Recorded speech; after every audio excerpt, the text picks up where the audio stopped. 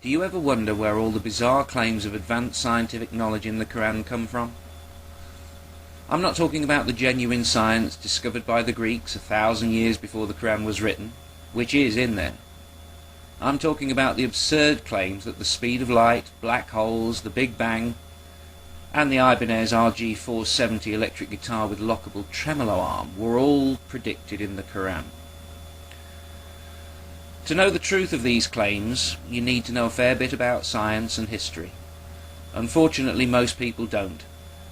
And that goes double for the young and quadruple for the young Muslim, aching to believe his or her culture is not based on lies and irrationality. The Quran was written 1,400 years ago, but for approximately 1,370 of those 1,400 years, nobody was making any claims concerning so-called scientific miracles in the Quran. Why not?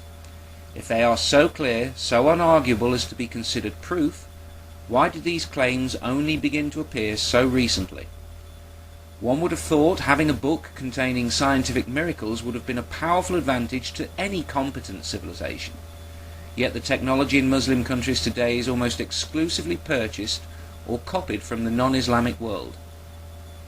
One would have thought, with the aid of the Quran, a book supposedly jam-packed full of medical, biological, geological and cosmological knowledge, that Islam would have produced an Isaac Newton or an Einstein centuries before the real ones came along. After all, according to many modern Muslims, Allah handed them the answers well over 1,000 years before the exam, and they still failed. For a modern Westerner, it is hard to imagine being part of a culture that is technologically backwards. We in the West have never seen Islam produce a technological marvel. Imagine it. Imagine Islam producing a hypersonic jet, or a robot as capable as those found in science fiction. Imagine how it would feel if Saudi Arabia were to plant their flag on Mars tomorrow. It's hard to imagine. Perhaps this is why it is not immediately obvious to us how Muslims must have felt, seeing infidel machines flying across their skies, listening to infidel music playing inside smaller and smaller infidel boxes. The reality of Western scientific progress only hit home probably during World War II, when England and Germany, amongst others, burst into their lands, armed to the teeth like two brawling heavyweights carrying their street fight into your home, ignoring your protests, wrecking your furniture and property, frightening your women and children, humiliating you in your own lands. When the Second World War was punctuated by the atomic explosions at Hiroshima and Nagasaki, it's hard to imagine any Muslim maintaining any sense of Islamic superiority. Could things get any worse? Well, yes. The State of Israel was created in the late 1940s, and I can't be sure, but I doubt that for a civilization that once led the world in science, this was good news either. It's not so much that the moon has a special place in the minds of Muslims, so much as that the moon has always had a special place in the minds of all men throughout human history. It was once synonymous with our dreams and unattainable goals. Getting there, for the people of antiquity, and even for some schmucks today, was and is an unimaginable achievement.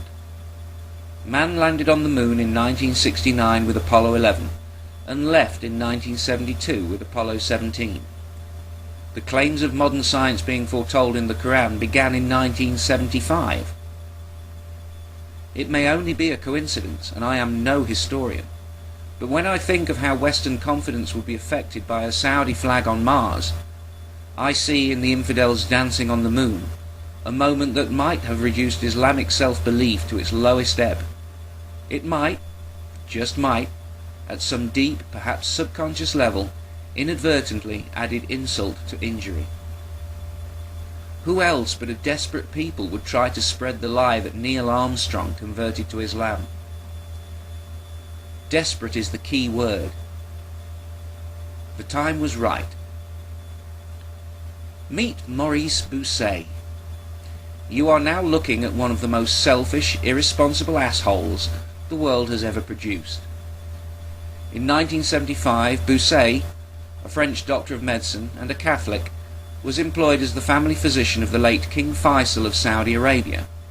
Bussey, perhaps because he sensed the scientific chip on Islamic shoulders, knowing there was a vast and eager potential market, wrote a book called The Bible, the Quran and Science, in which, with a few minor changes to words here and there, he was able to claim that certain verses in the Quran contained scientific knowledge that was unknown at the time the book was written, and was therefore proof of the book's divine origin.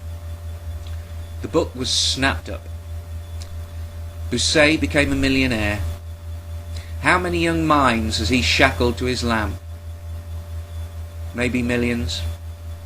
But he probably got less than $1 for each one. Since then, it has become an industry. It's called Busseyism, and YouTube is swamped with videos attempting to attract new believers through this simple sleight of hand. And sadly, it works. Many young minds, ignorant of Bussey's reinterpretation of words and verses that had stood for centuries, are persuaded to accept Islam due to what they now perceive as miraculous knowledge in the Quran. An entire commission was formed to make use of this propaganda tool. Western scientists, many who profess existing religious beliefs, perhaps why they were selected, have been lured to attend scientific conferences in Islamic states with the aid of first-class plane tickets for them and their wives, rooms at the best hotels, and of course, cold hard cash. The scientists were reassured that the commission was completely neutral, and in fact welcomed any information contradicting the Quran. By the time the scientists realized what was really happening, it was too late. They were interviewed on videotape and forced, politely, to parry endless questions, sometimes for hours, all intended to elicit just one soundbite of just a few seconds, one tired, ill-considered answer that could be used to make it seem that these Western scientists saw miraculous knowledge in the Quran.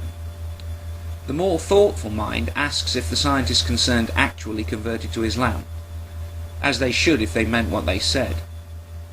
Invariably, the scientist's reaction was to get back home as quickly as possible and never go near Islam again.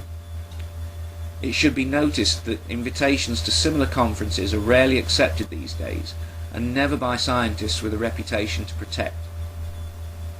In the sidebar is a link to an excellent article written by Daniel Golden, a staff reporter for the Wall Street Journal. I strongly urge you all to read it if you want to understand how Busseyism works. If Bussey is to be believed, if he is not just some hypocritical, lying, slime-covered, vulture-faced, low-life bastard out to make a few $1 million at the cost of a few million young minds, he has seen miracles in the Quran, right? So, next question. Is he a Muslim? Did he convert to Islam? You can find many Islamic sites that claim that he did, but that's all they do, claim it. There's no proof. There's not even an attempt at proof. There is also a lot of anecdotal evidence that suggests that Bussey did not convert to Islam. Now think about it. You find miracles proving religion X. You would convert to religion X, right?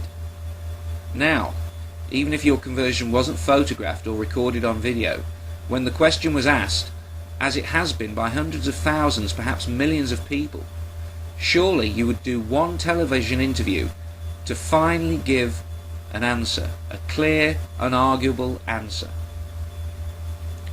Surely you would announce your conversion publicly to settle the matter. Your integrity is being questioned, both by believers and non-believers. Pro-Islamic media and websites should have been crying out for him to say the Shahada on camera. I'm sure they would have paid him a lot of money to do it, and surely Allah would want him to do it.